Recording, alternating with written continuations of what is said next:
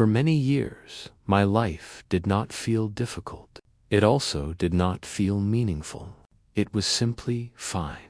I woke up, did what needed to be done, went to sleep, and then did it again. Nothing was wrong. Nothing was missing in an obvious way. I had work, routines, and people around me. From the outside, my life looked stable. I was not struggling. I was not failing. But inside, there was a quiet emptiness. Not pain, not sadness. Just a feeling that something was unclear. I didn't wake up excited about the day, but I didn't dread it. I moved through time without resistance, without intention. I told myself this was adulthood, that life was not supposed to feel inspiring all the time. That responsibility was enough of a purpose. And slowly, without realizing it, I stopped asking questions, not because I had answers, but because questioning felt unnecessary. I focused on what was practical, what needed to be done, what was expected of me. I learned how to function well, how to appear calm, and how to stay busy. Busyness became a kind of shelter. As long as I was occupied, I didn't have to think too deeply. I didn't have to ask why I was doing what I was doing. Days passed easily. Weeks blended. Years moved quietly. And I didn't notice how little direction there was in my life. I wasn't moving toward anything. I was just moving. When people asked me about my goals, I gave reasonable answers that sounded mature. I talked about stability, about improvement, about doing better someday. But those words didn't connect to anything real. They were placeholders, ways to end the conversation. I didn't feel lost. I felt suspended, like my life was paused without me realizing it. I wasn't unhappy, but I wasn't present either. There were moments when I noticed the emptiness, usually late at night, when the day was quiet and no one needed anything from me. I would sit with that feeling for a few seconds, and then I would distract myself.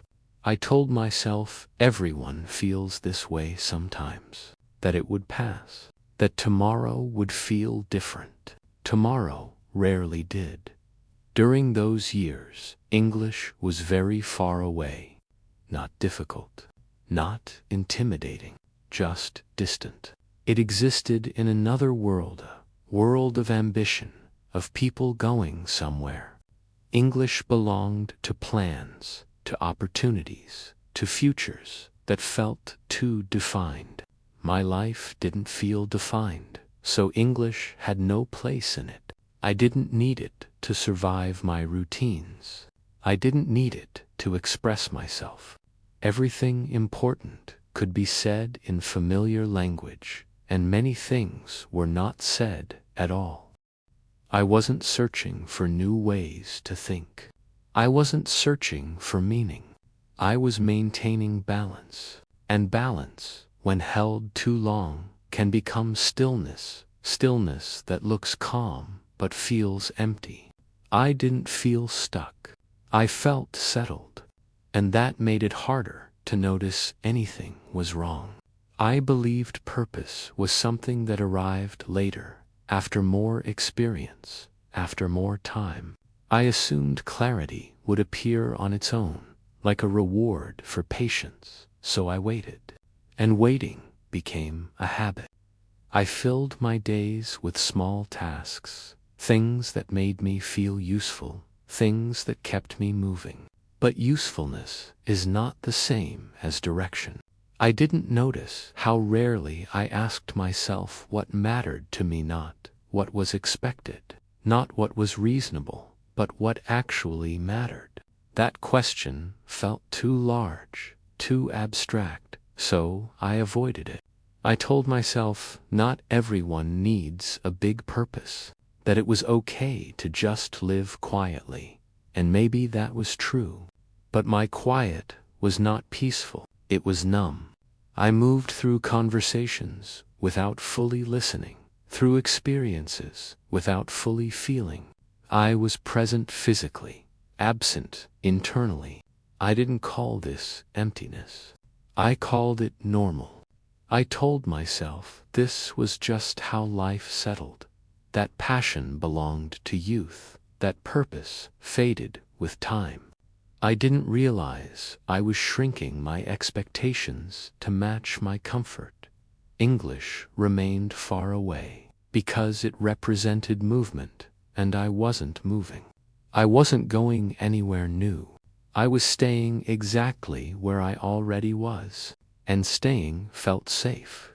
But safety without direction can slowly become heaviness. I began to feel tired without knowing why. Not tired from work, but tired from repetition, from days that felt interchangeable, from living without intention. I didn't feel urgency. I didn't feel fear. That came later. At this stage, I only felt distance from excitement, from curiosity, from myself. And because there was no pain, I didn't think change was necessary. I thought this was enough. I thought this was life. I didn't know yet that clarity often begins with discomfort, that purpose does not arrive fully formed. It begins as a quiet question, a question I hadn't asked yet, not because I was afraid, but because I didn't know there was something worth asking for now. I continued living, doing what was required, meeting expectations, maintaining routines, believing that meaning would appear someday without my participation, without my attention.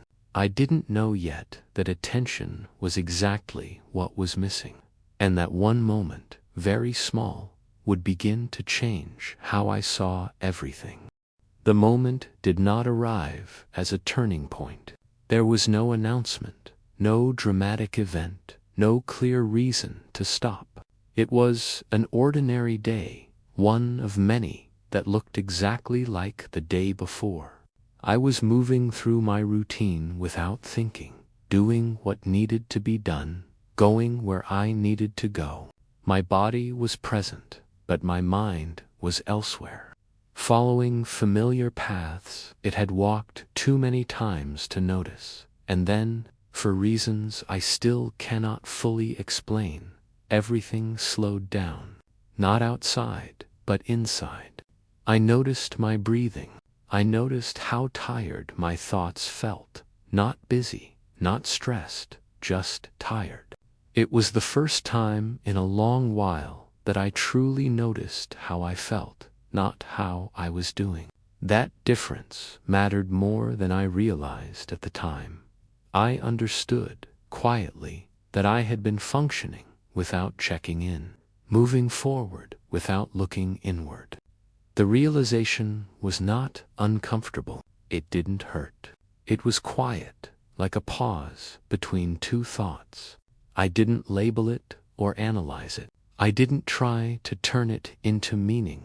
I simply stayed with it for a moment longer than usual. That moment didn't change my life, but it interrupted it, just enough to make me aware that something was missing, not something external, but something internal. As the day continued, I began to notice how automatic my life had become, how rarely I questioned why I did what I did, how often I filled time without intention, moving quickly from one task to the next, as if stopping would cause something to collapse.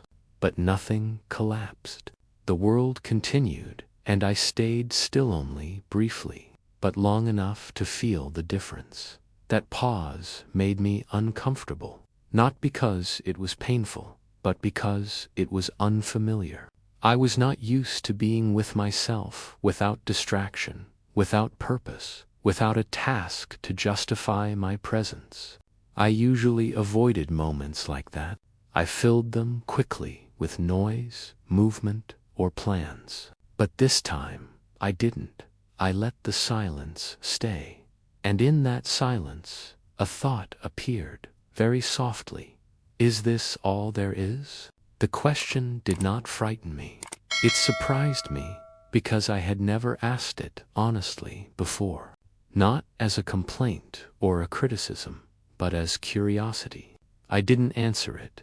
I didn't try to. I simply noticed that it existed. That question stayed with me longer than I expected. It followed me into the next day, into familiar routines. Suddenly, those routines felt slightly different, not wrong, just incomplete. I began to see how much of my life was built around maintenance, maintaining stability, balance, appearances, but not direction, not meaning. That realization didn't overwhelm me or make me restless.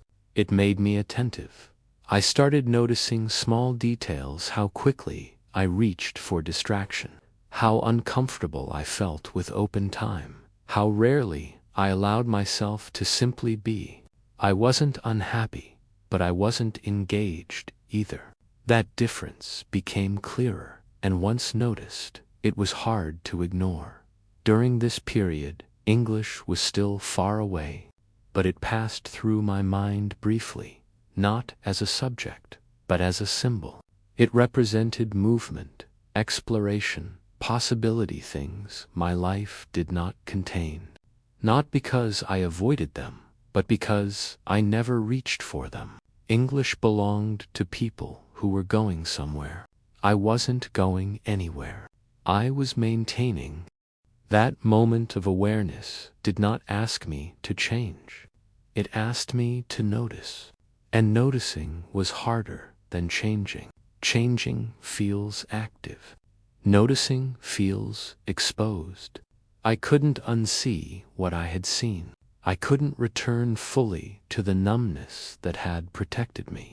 Something had shifted, very slightly, like a door left open just enough to let air in.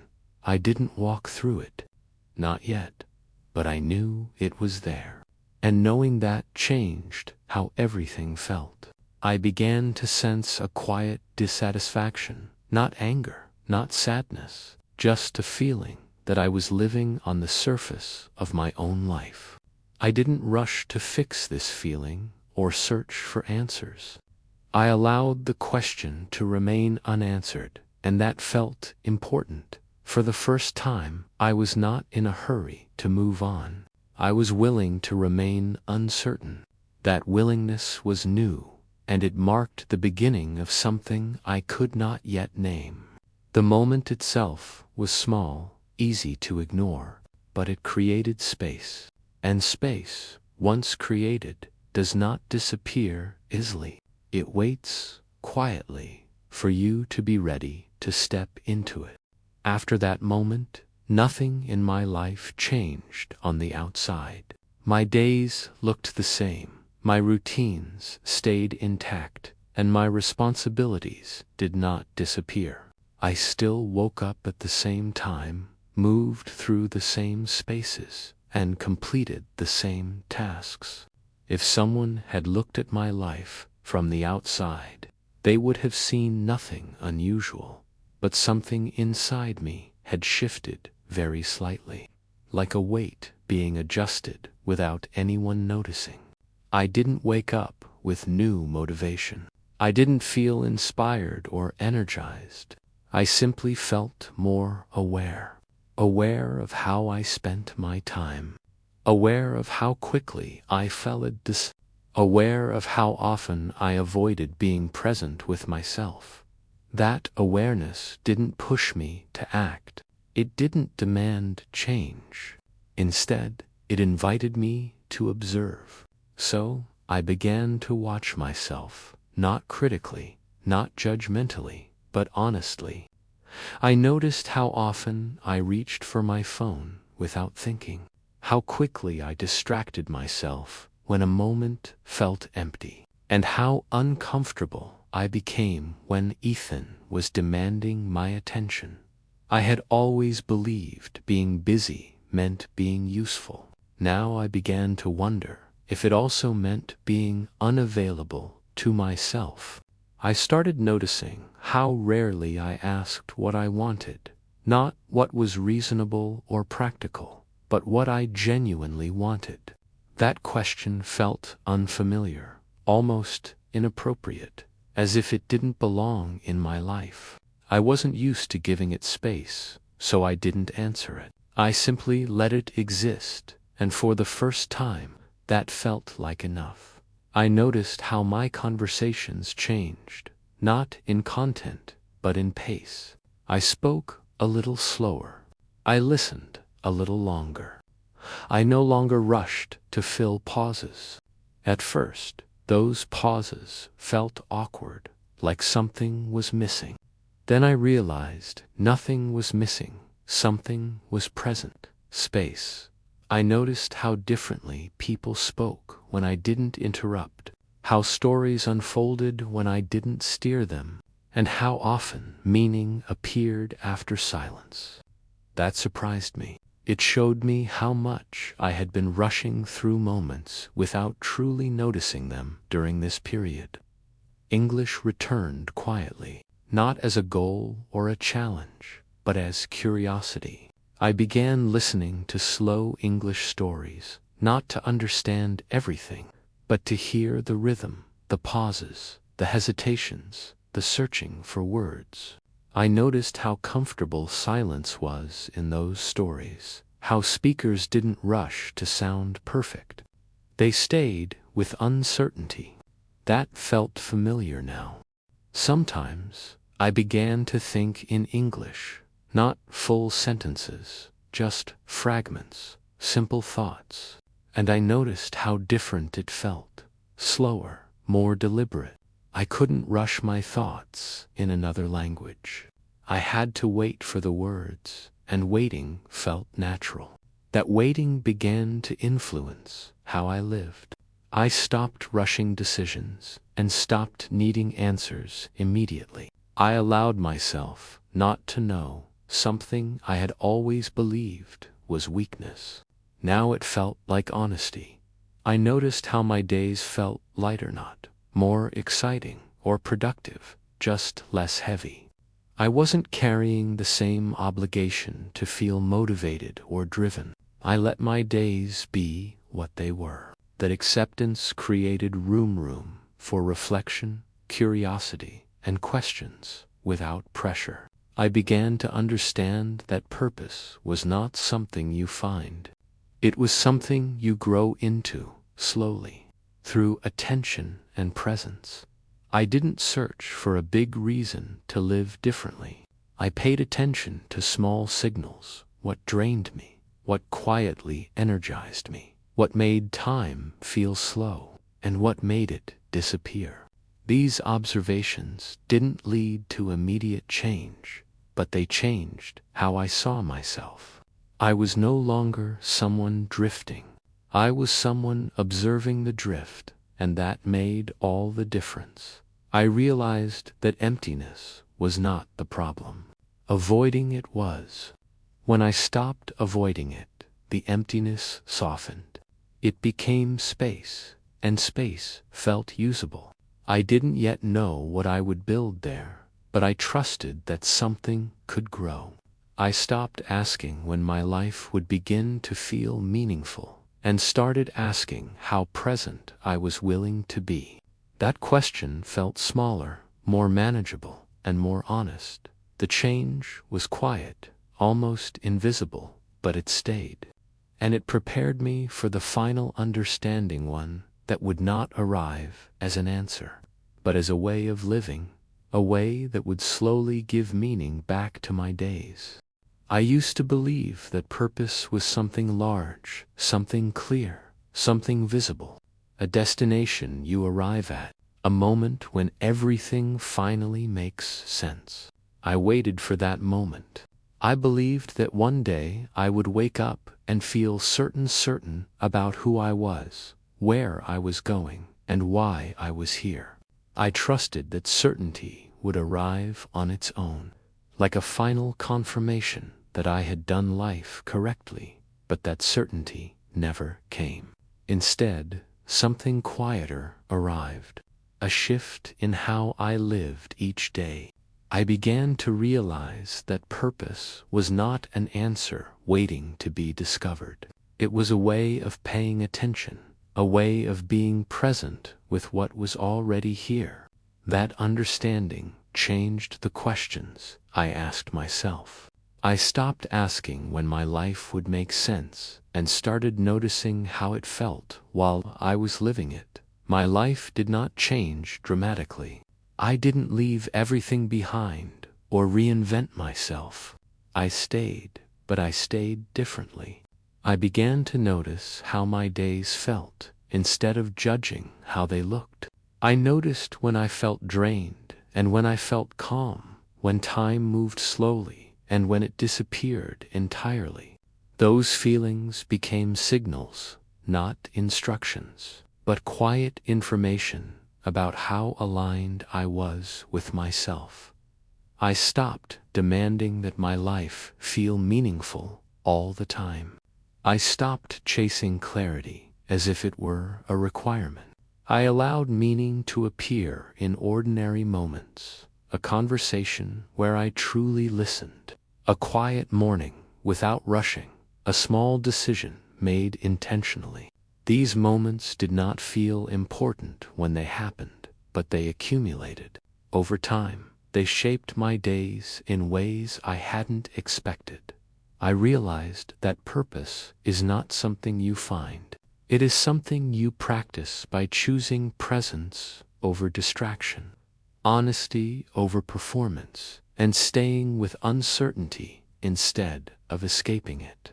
By this point, English had become part of that practice, not as a goal or an achievement, but as a reminder to slow down, to think before speaking, and to accept that clarity often comes after expression, not before it. When I spoke English, I still made mistakes. I still searched for words. I still hesitated, but I stayed. And staying felt more important than being correct. That lesson extended beyond language. I stopped waiting to feel ready before speaking, before reaching out, before being present. I understood that readiness is not a feeling. It is a decision to participate in your own life. I no longer believed that my life was empty. I realized I had simply not been paying attention. Meaning does not announce itself. It waits to be noticed. I learned that living without a clear purpose is not a failure. Living without attention is. Once attention returned, purpose followed quietly, not as a destination, but as direction. I still don't have all the answers. I don't have a perfect plan, and I don't know exactly where my life is going. But I know how I want to live while I'm here. I want to live awake, present, willing to listen, willing to pause, and willing to stay even when things feel unclear. If you are listening to this and feel the same quiet emptiness I once felt, I want to say this gently. There may be nothing wrong with you. You may not be lost. You may simply be waiting for permission to pay attention. You don't need a dramatic change or a perfect goal. You only need to notice what is already asking for your presence. Purpose is not ahead of you. It is herein how you listen, how you respond, and how you stay. English, like life, does not require perfection. It asks for participation, patience, and honesty. I still move slowly. I still hesitate, but I am no longer waiting for my life to begin. It already has, quietly, one moment at a time. Thank you for staying with this story, for listening without rushing. And if you take one thing with you, let it be this. You do not need to know exactly where you are going. You only need to be present where you are. That is enough. And it always has been.